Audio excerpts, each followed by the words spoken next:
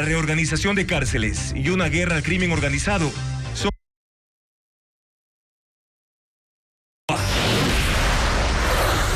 El contralor Javier Torres se revela en la Asamblea que abrirá investigación por la compra de energía a Colombia y que emitió 37 informes sobre irregularidades en el sector eléctrico. Personas de la tercera edad y con discapacidad no reciben desde hace 3 meses la devolución de impuestos. El Servicio de Rentas Internas dice que busca de dónde obtener 25 millones para poder pagar. ADN y el Partido Social Cristiano se unen al pedido de Construye para enjuiciar a los vocales del Consejo de la Judicatura, cuestionados por sus actividades.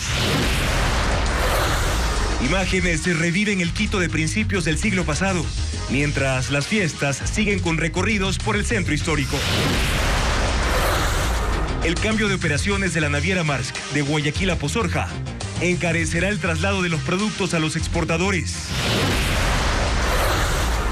3 hombres fueron acribillados dentro de un auto en el norte de Guayaquil. Las calles del suburbio de Guayaquil se convirtieron en talleres urbanos y decenas de jóvenes artesanos construyen los gigantes de papel.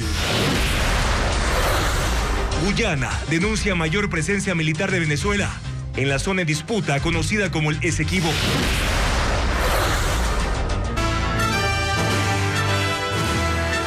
Buenas noches, amigos. Bienvenidos a una nueva jornada informativa en Televistazo Estelar este miércoles 6 de diciembre. Comenzamos con los anuncios del presidente Daniel Noboa en materia de seguridad.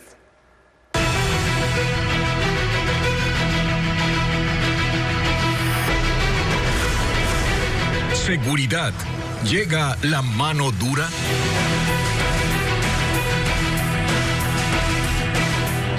Noboa habló de los cambios y las medidas que ejecutará el gobierno contra la inseguridad. Francisco Garcés resume las declaraciones del primer mandatario.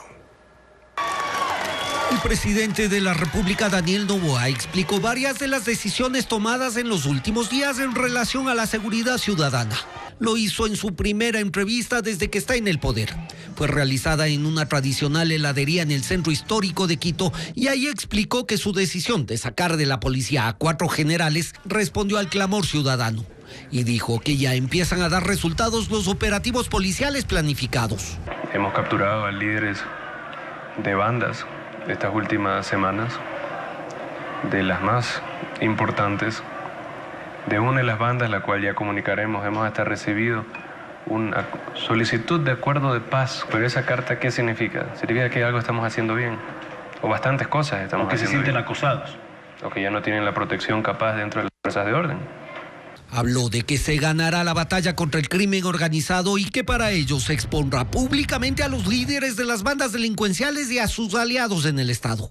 Fiscal suelta a un líder de una banda, lo publicaremos pues en los diarios, saldremos pues en todos los canales, que la gente sepa que ese fiscal, que ese juez, a pesar de que policías y militares se jugaron la vida en esa lucha, vinieron y lo soltaron. Tiene que empezar a existir la vergüenza pública de esas personas. Uno de los siguientes pasos será intervenir las cárceles. Hay un plan bonito. No se lo cuentes, Vito. No me lo va a contar. La penitenciaría litoral va a dejar de parecerse más al Quicentro y pues va a aparecer un centro de rehabilitación.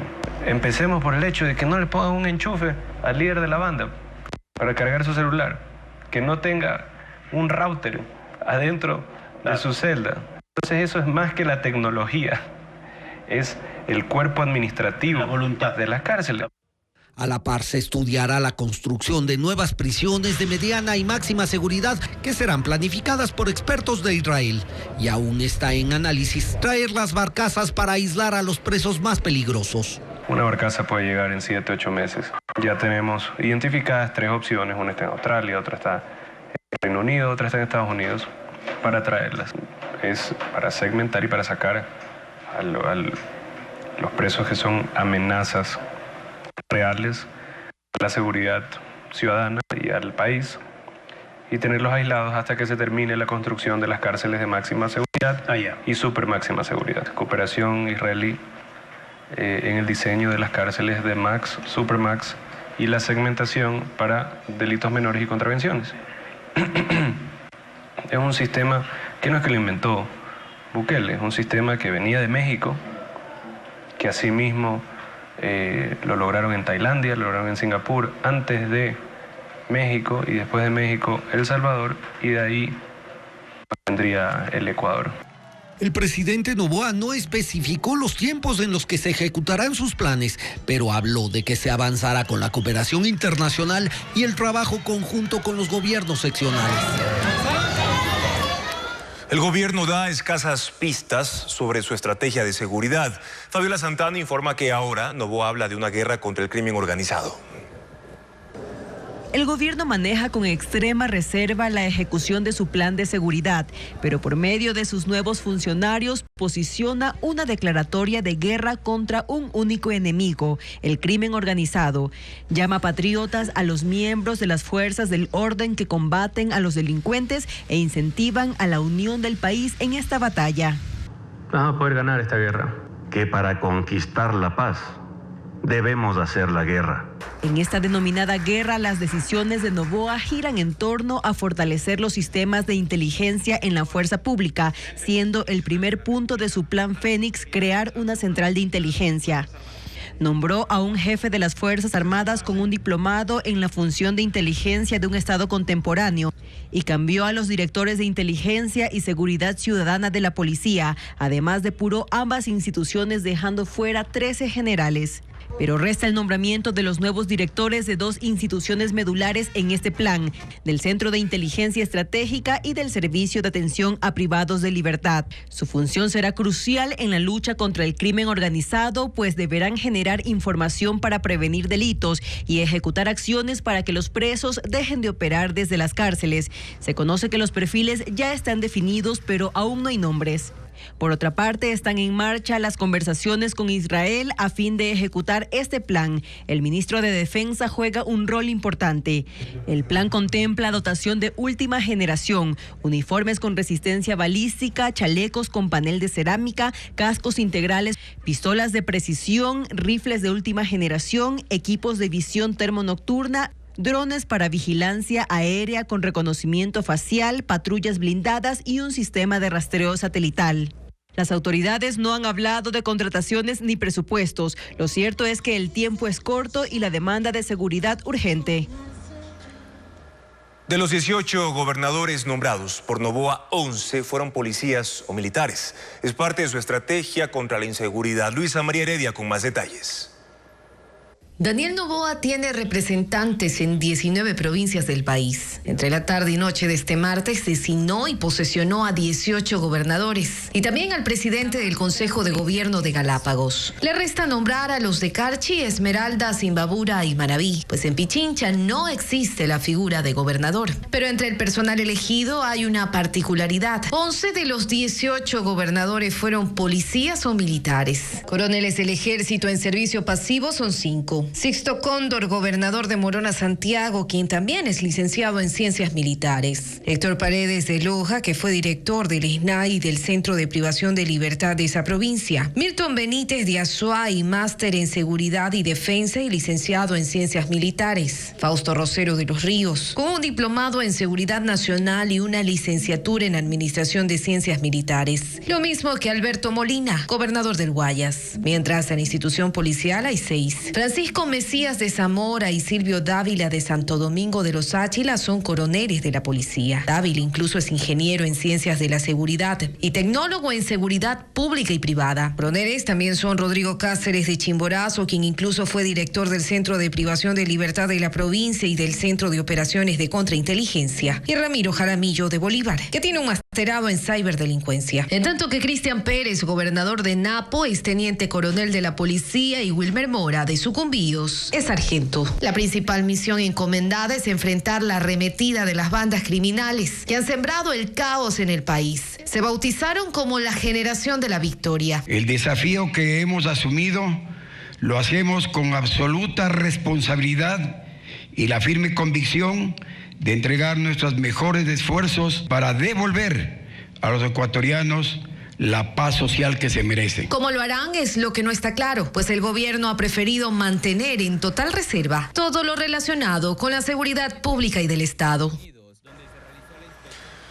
El presidente Noboa viajó a Nueva York para el debate abierto del Consejo de Seguridad de la ONU que será este jueves. Después irá a Argentina para la posesión del presidente electo de ese país, Javier Milei. Durante esos traslados, Noboa ejercerá sus funciones constitucionales y no encargará el poder a la vicepresidenta de la República. Precisamente este viernes viajará a Israel Verónica Abad para presentarse en la Embajada de Ecuador en Tel Aviv el domingo. Fabiola Santana informa que Abad ya se reunió con embajadores de Rusia, Estados Unidos e Israel en Quito.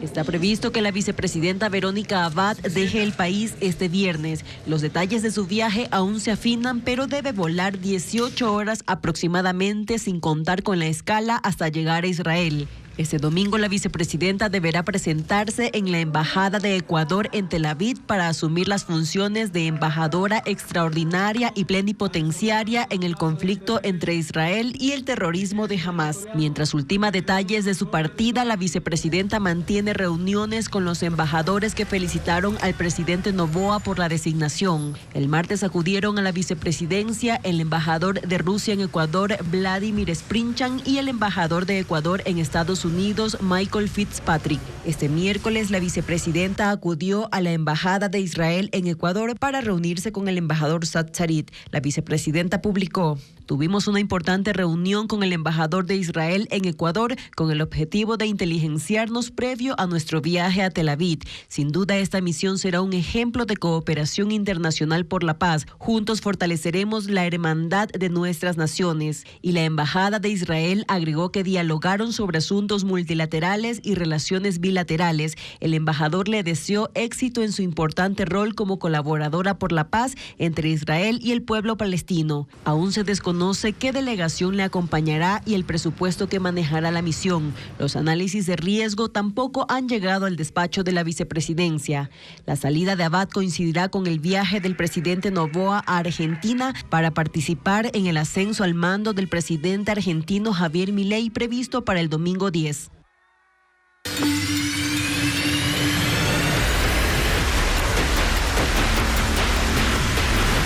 Guayaquil, nuevo mapa portuario. Por el cambio de la naviera Maersk a Pozorja, los exportadores deberán pagar más para llevar banano y camarón hasta el puerto de Aguas Profundas. Diego Cuenca explica el impacto económico. Maersk es la naviera que mueve el 76% de la carga de banano que sale desde Guayaquil a Europa y Asia.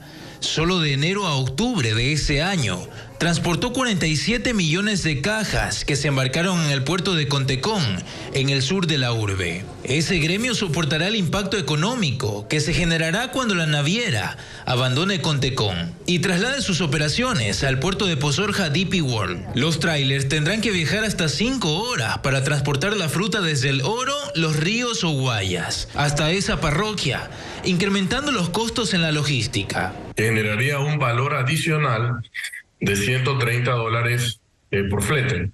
Sin embargo, también hay que destacar, Diego, que todavía estamos en negociaciones con la línea naviera, con nuestros clientes del exterior, para ver de qué manera se mitiga ese impacto, esos costos de no hacerse esto. Tendría un impacto directo en la competitividad al incrementarse los costos, que sería alrededor de 12 centavos por caja si lo queremos llevar a caja, ¿no?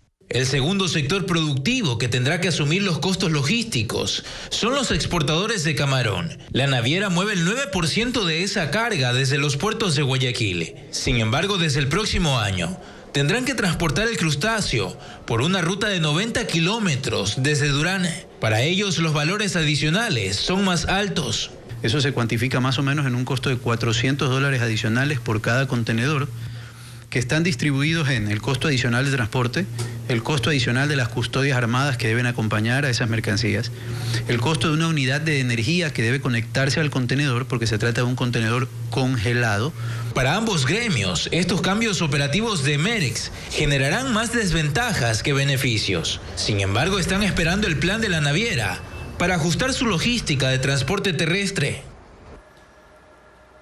El mapa portuario de Guayaquil, desde donde se moviliza el 85% de la carga comercial no petrolera del país, tiene cambios importantes. La decisión de la naviera danesa de trasladar sus operaciones de Contecón a DP World va a generar impacto en los ingresos que recibe el Estado.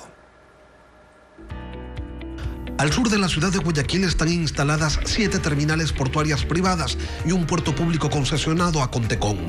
Pero no son los únicos de Guayas. A ellos se suma DP World, que opera en Pozorja. Por movimiento de carga, los más importantes con cifras del 2022 son TPG, que movilizó 875.000 TEUs, es decir, 875.000 contenedores de 20 pies. Por Contecón pasaron 765.000. Banana Puerto manejó 353.000 y DP World 258.000. Pero esta relación tendrá cambios importantes porque la segunda naviera por movimiento de carga que opera en el país, Merex, a partir del 2024 dejará de operar en Contecón y se trasladará con sus 385.000 contenedores a DP World. Para Contecón, eso equivale a perder la mitad de su carga y para DP World, un crecimiento de casi el 140%.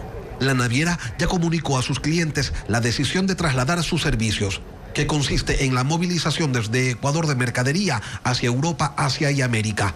No ha hecho públicas las razones por las que tomó esta decisión. Lo objetivo es que el puerto de Pozorja tiene un calado de 16 metros y un canal de acceso de 38 kilómetros de longitud. Los puertos del sur de Guayaquil tienen un canal de acceso de 93 kilómetros y una profundidad de 12.5 metros. Pero Pozorja aleja en 100 kilómetros el punto de embarque y eso tiene un costo que aún no está claro si lo asumirá el exportador, la naviera o el puerto. Lo que sí está definido es que el Estado recibirá menos recursos. Las terminales del sur de Guayaquil pagan el 10% de sus ingresos al Estado más un canon fijo de $5 millones. En cambio, DP World tiene un contrato especial de concesión y paga de sus ingresos el 3%.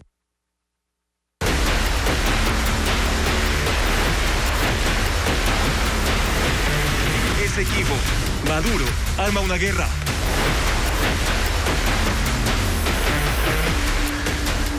El presidente de Venezuela, Nicolás Maduro, avanza en su intento de tomar parte del territorio de la vecina Guyana.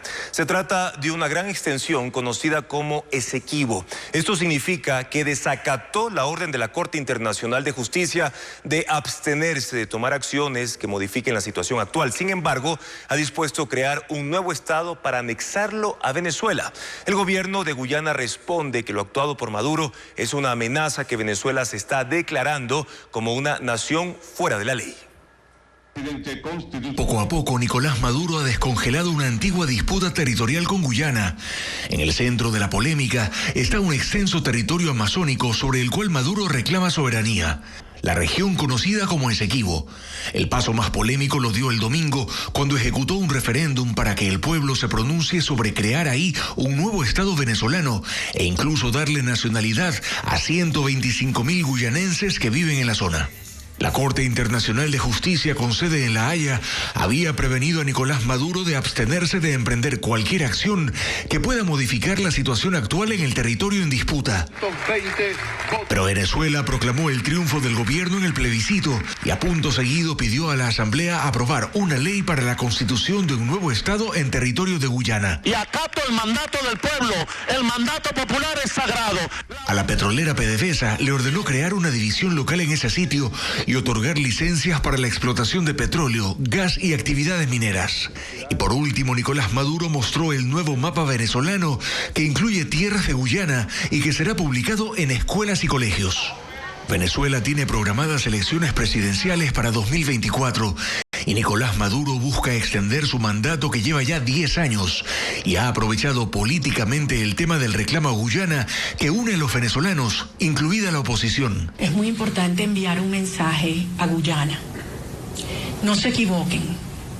El repudio de los venezolanos es un repudio a Nicolás Maduro y a su régimen. Pero que le quede claro también a Guyana y al mundo entero que los venezolanos sabemos que el Esequibo es de Venezuela.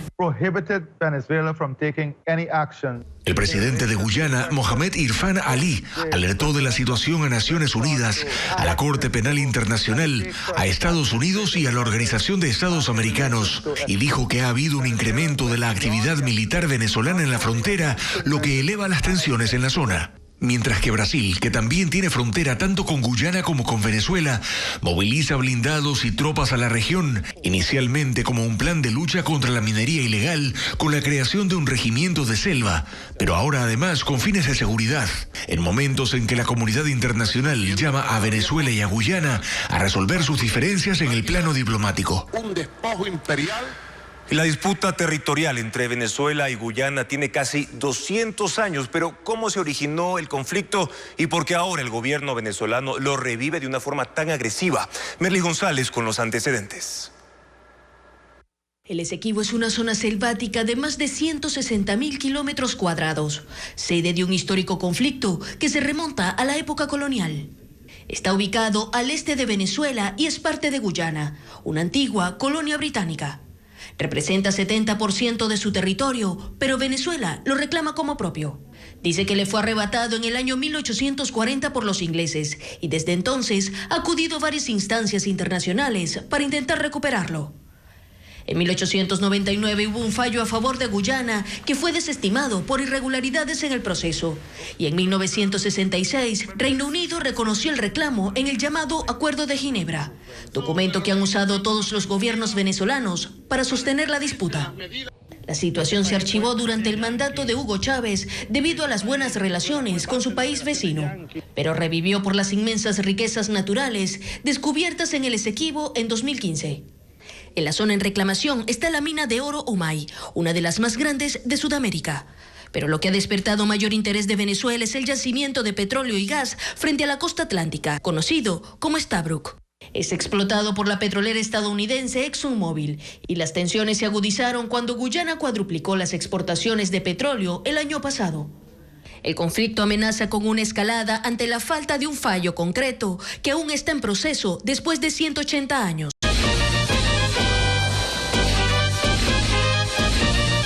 Quito, 489 años de fundación.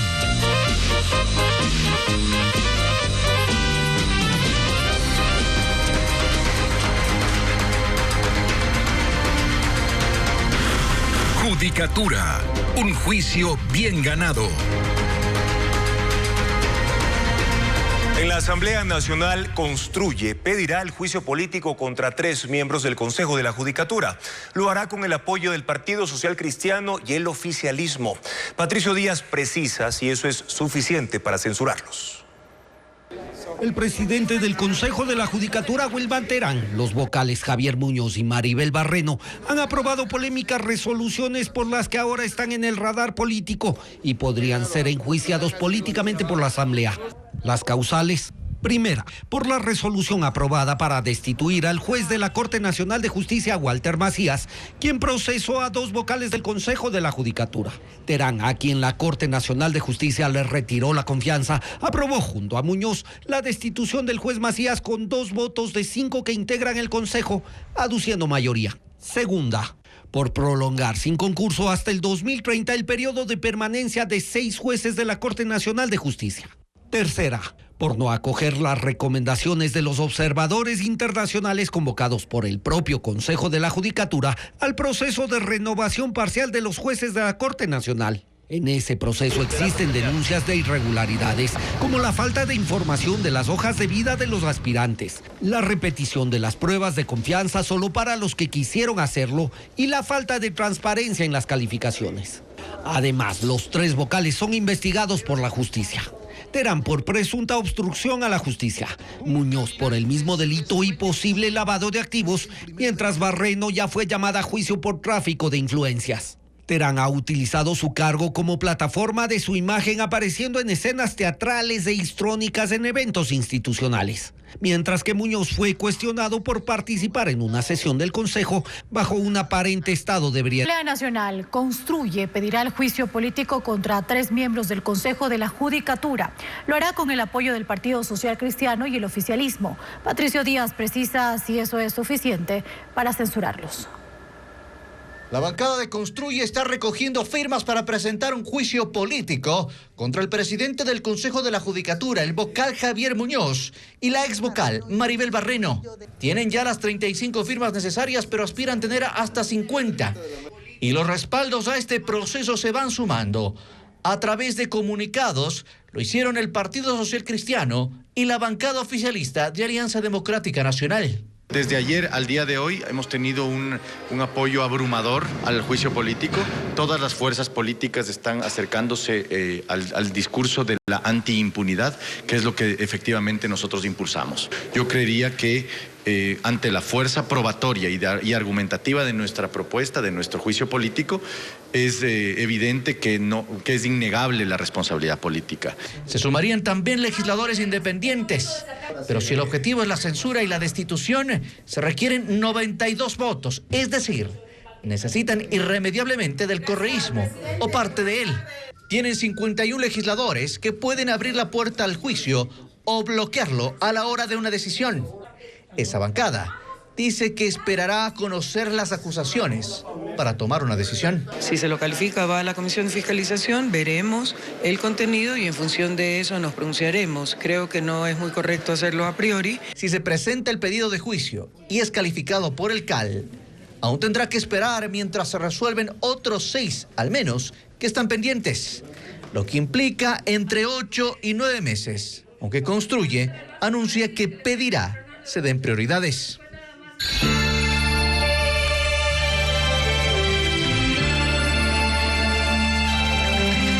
Quito, 489 años de fundación.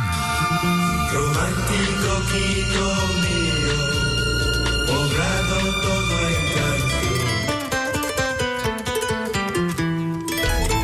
canción. Quito, 489 años. ¿Y qué más, Bev?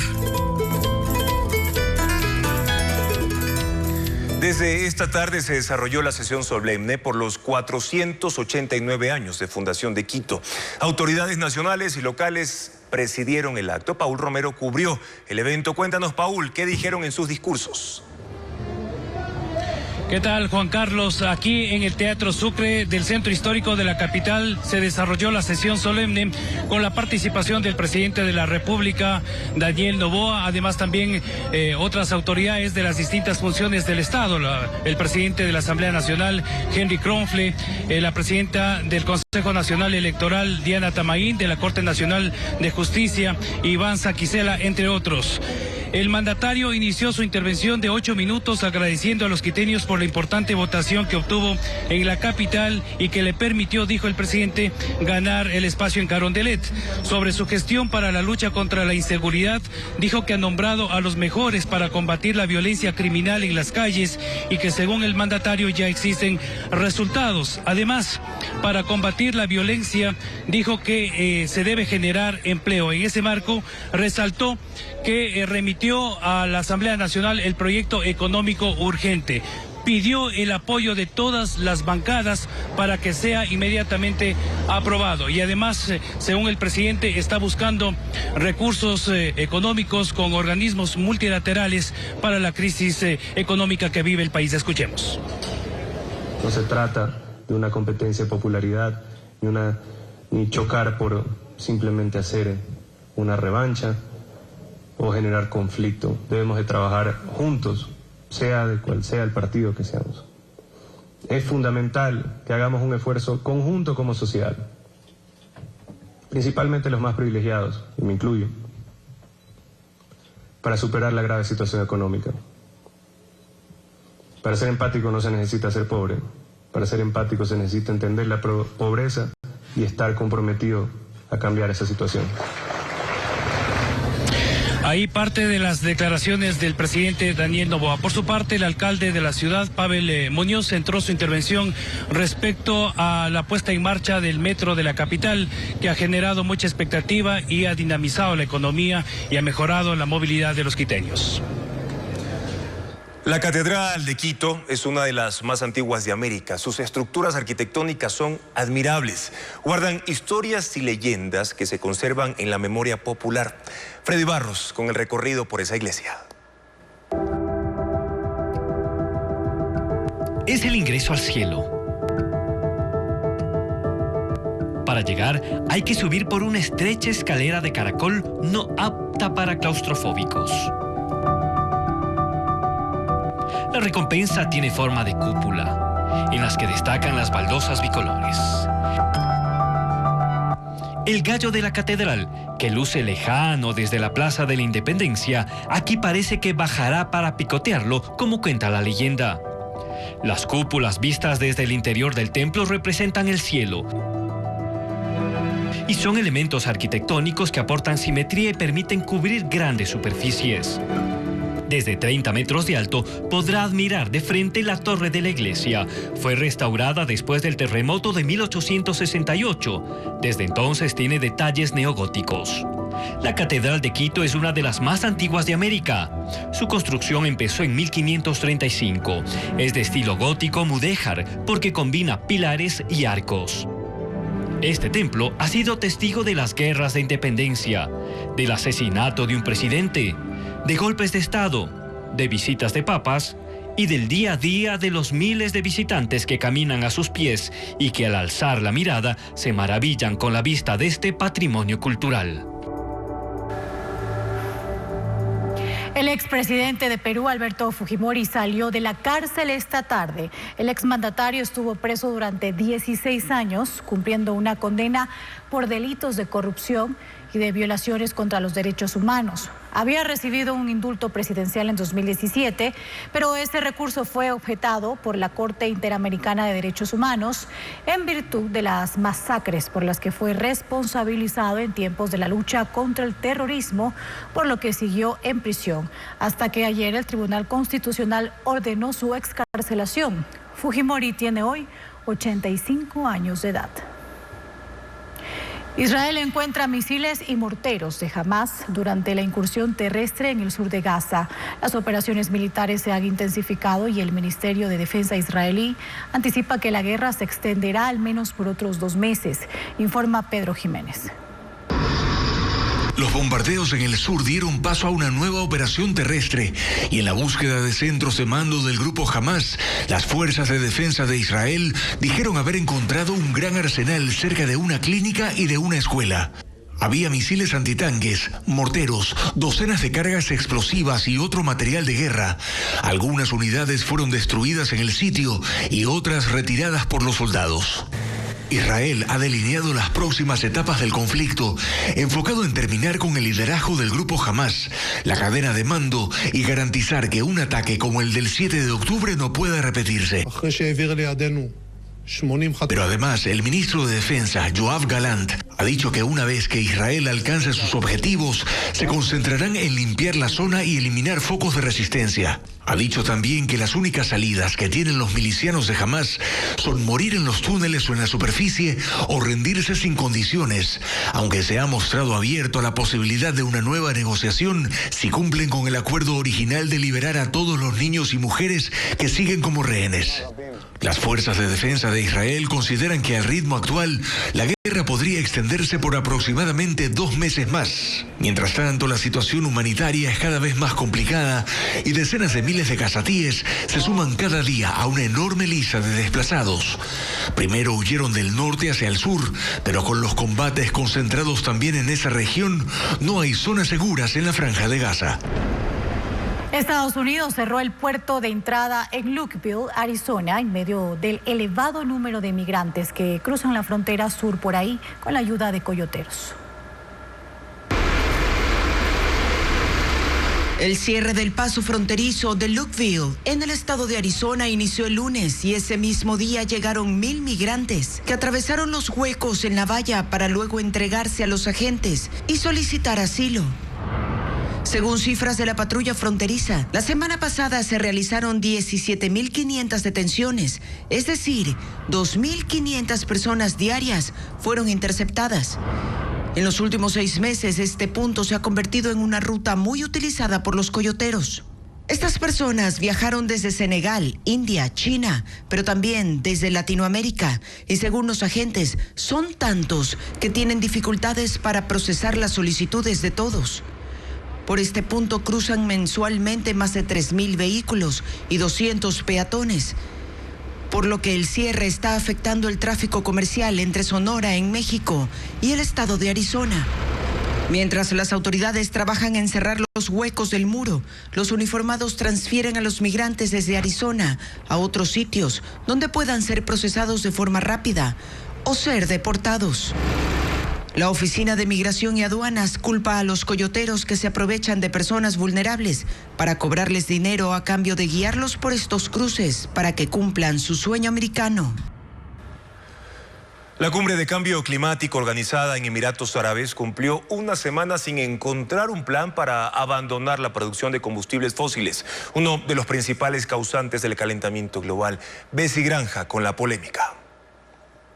Cuando urge establecer un plan para reducir o eliminar la producción de combustibles fósiles, solo tensiones han surgido alrededor de esta discusión en la cumbre climática realizada en Dubái.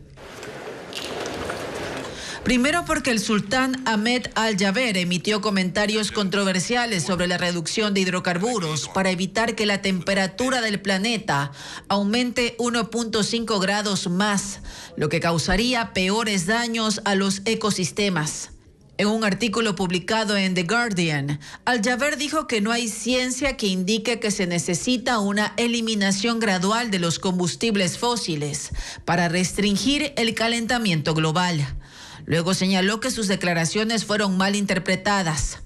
El sultán, que ostenta la presidencia de la cumbre y también es el director de una compañía estatal de petróleo en Emiratos Árabes, ha sido criticado por su nombramiento. Representantes de este sector energético y también productores de gas están promoviendo la captura y almacenamiento de carbono como una solución para continuar con la perforación habitual. Los científicos expresan su frustración. Casi 1.500 firmaron una carta abierta instando al público a tomar medidas colectivas urgentes para evitar el colapso climático.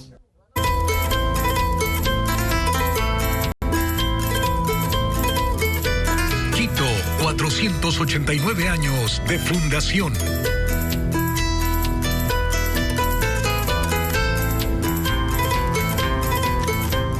Personas de la tercera edad y con discapacidad denuncian que desde agosto no han recibido la devolución del IVA, un beneficio para los grupos prioritarios. Sin embargo, el gobierno aún no tiene los recursos ni la fecha estimada para su pago.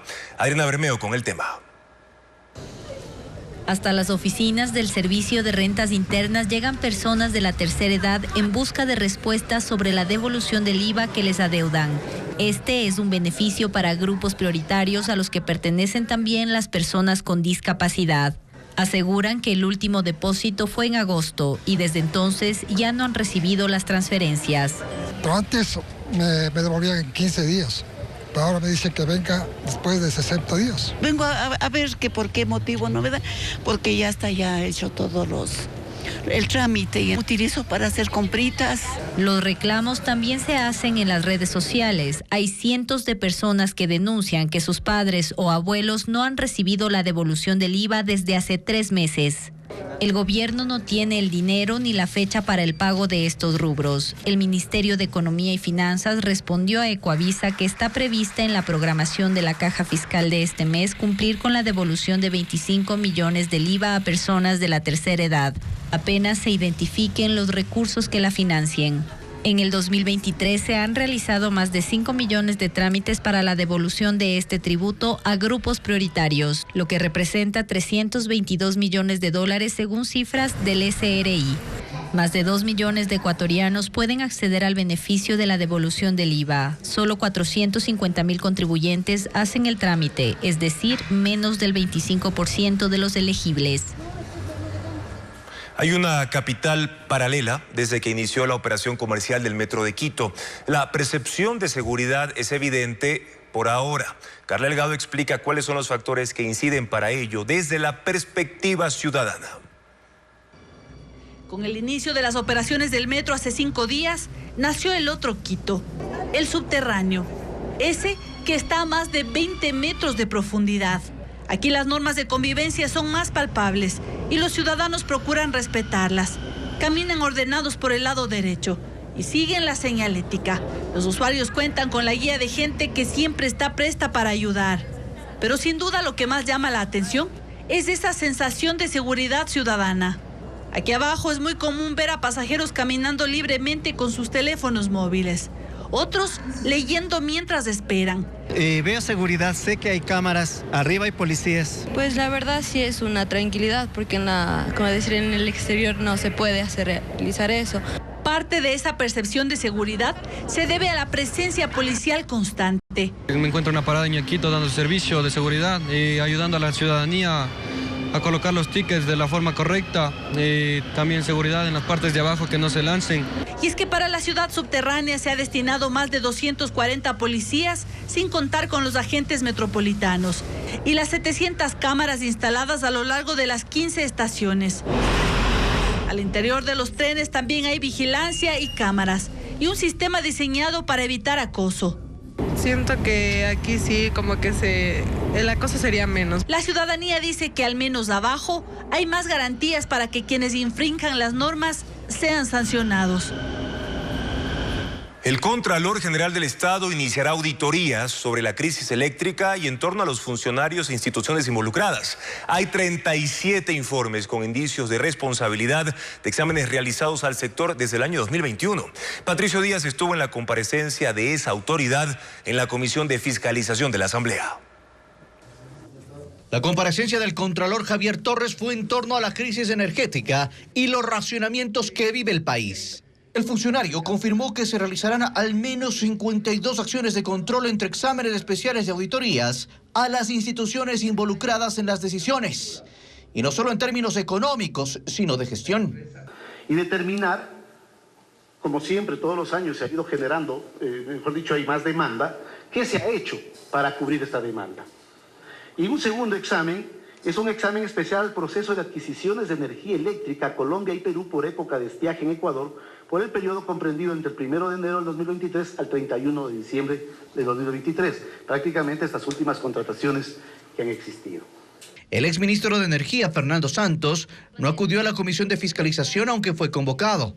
Sin embargo, presentaron sus declaraciones donde admite un error de cálculo en el alto costo al que se compra energía Colombia. Le consultaron al Contralor si eso podría acarrear responsabilidades. Los errores, lamentablemente, también traen consigo consecuencias y las consecuencias se determinan a través de responsabilidades. Y eso habrá que analizar esos errores, qué consecuencias trajeron y de acuerdo a eso las responsabilidades que ameritan. Torres informó además que desde mayo de 2021 la Contraloría realizó 99 auditorías al sector eléctrico y de ellas existen 37 informes con responsabilidad penal. No dio nombres de los involucrados por ser de carácter reservado. Hay también responsabilidades civiles y administrativas. Consultaron si los exministros de Energía y de Economía, además del viceministro de Electricidad, tenían señalamientos en ellas. De acuerdo al resultado que tengo, sí, tienen responsabilidades.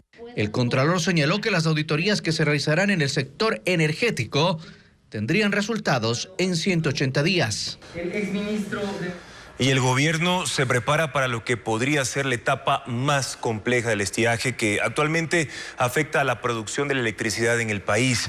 Francisco Garcés indica que es previsible que nuevamente caigan los caudales en los ríos de la Amazonía.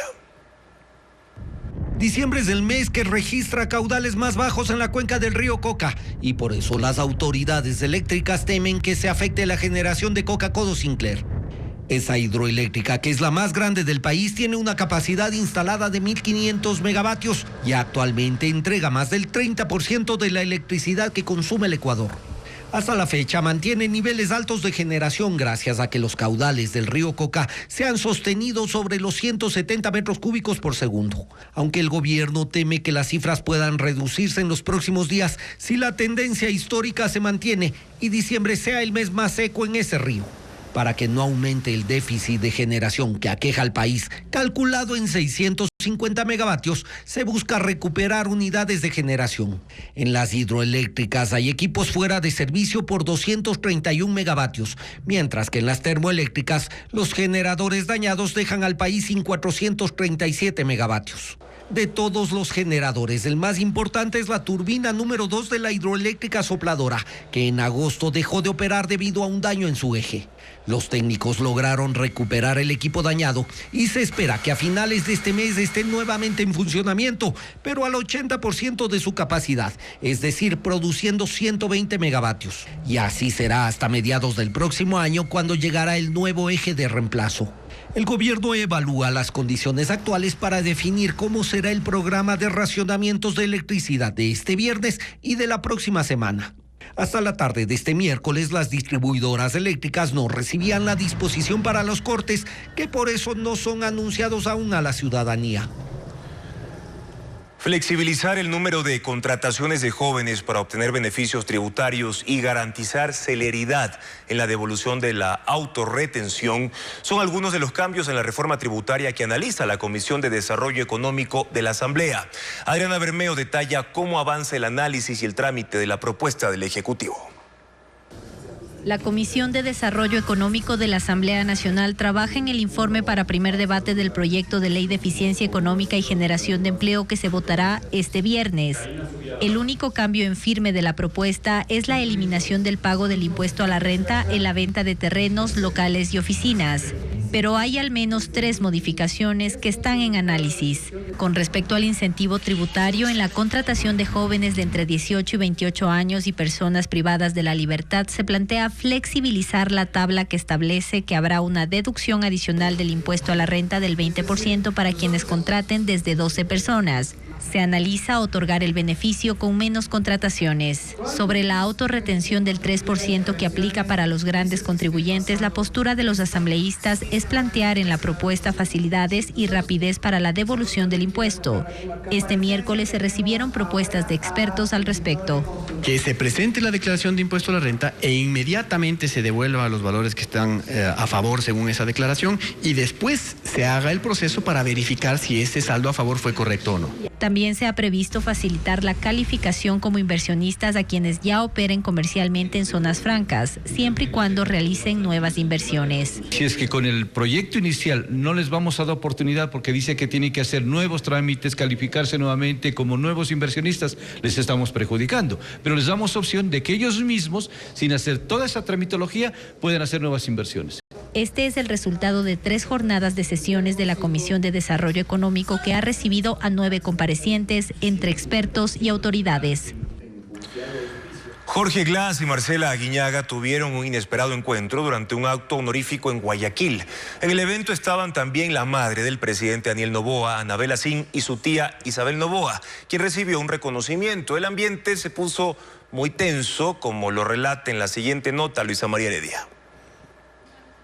El controversial encuentro ocurrió en el Museo Luis Noboa Naranjo en Guayaquil, donde la Universidad de las Artes y Oficios de México entregó varios reconocimientos, entre ellos un doctorado honoris causa a Isabel Noboa, la presidenta del consorcio Novis, tía del jefe de Estado. A su derecha en la mesa directiva se sentó Marcela Aguiñaga, prefecta del Guayas, amiga de ella y del mandatario. Iba a recibir una mención honorífica. Como invitada especial al acto asistió también Anabel Asín, madre del presidente Daniel Noboa. Todo iba bien. Los anfitriones dieron sus discursos de bienvenida y los asistentes respondieron con aplausos. Se veían sonrisas, pero de pronto todo cambió. El ambiente se puso tenso. La expresión de Aguiñaga y la incomodidad de Isabel Noboa evidenciaban que algo pasaba. En primera fila, sentado con las piernas y los brazos cruzados, y con la mirada fija en Aguiñaga, estaba el ex vicepresidente Jorge Glass, procesado actualmente por supuesta intimidación, debido a la denuncia que presentó su ex asesora Soledad Padilla, causa en la que Aguiñaga, alejada de la Revolución Ciudadana, fue llamada a rendir versión. El evento transcurrió y Isabel Noboa fue embestida y recibió el diploma que la acredita como doctora honoris causa. Dio un corto discurso. Le siguió Aguiñaga, quien tras tomarse la foto con su reconocimiento invitó a todos a soñar con un mejor país. Un par de entregas de medallas más y el acto finalizó. Pero ni bien la maestra de ceremonias despedía a los asistentes, Aguiñaga ya cruzaba el pasillo sin mirar atrás, sin detenerse. Glass, por su parte, salió del salón de la misma manera en que entró, acompañado por Alberto Cajamarca, actor y ahora concejal de Guayaquil por la Revolución Ciudadana, con quien produce su programa radial y digital de análisis